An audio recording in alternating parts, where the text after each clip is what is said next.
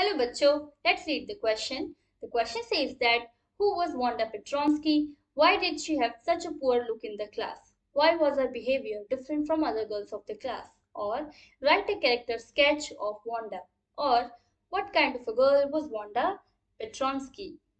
Wanda Petronsky कौन थी और वो पूरी क्लास में उसका इतना पुअर लुक क्यों था, यानी कि इतना गंदा लुक क्यों था, क्यों उसको कोई भी पसंद नहीं करता था और क्यों उसका बिहेवियर जो था वो बाकी लड़कियों से अलग था।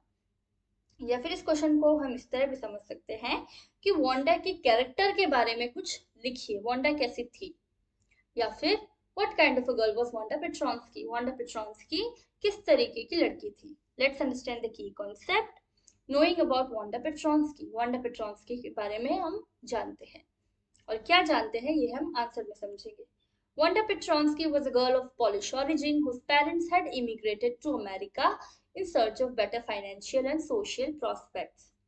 वांडा पेट्रोन्स्की एक लड़की थी जिसका ओरिजिन कहाँ से था, पोलैंड से। वो पॉलिश थी, पॉलिश यानी जो पोलैंड से है।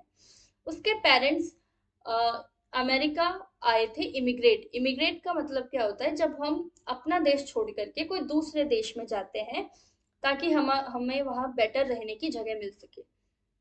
तो उसके पेरेंट्स भी इमिग्रेट होकर आए थे पोलैंड से अमेरिका, किस चीज की तलाश में, कि उनकी फाइनेंशियल कंडीशन अच्छी हो, थोड़े पैसे वो ज्यादा कमा पाए और सामाजिक भी वो अच्छे तरीके से वहां रह पाए।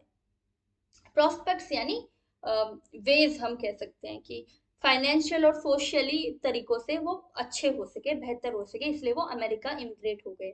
दे had not yet fully settled down and lived in a cheap backward locality called Boggins Heights.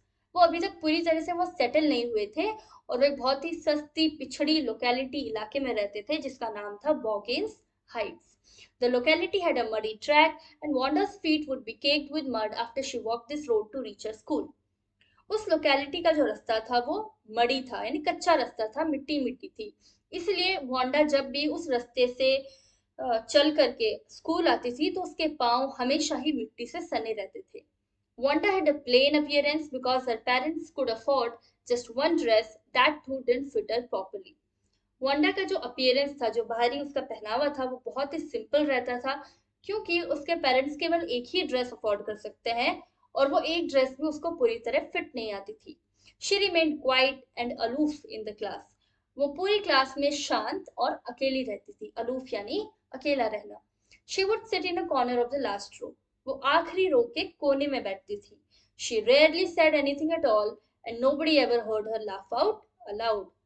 वो बहुत ही कम कुछ भी बोलती थी, उसके मुंह से कुछ भी नहीं निकलता था, किसी ने उसे बोलते हुए कभी सुना भी नहीं। और तो और उसको जोर से हंसते हुए भी किसी ने नहीं सुना था। Hope you understood the question well. Best of luck. Thank you so much.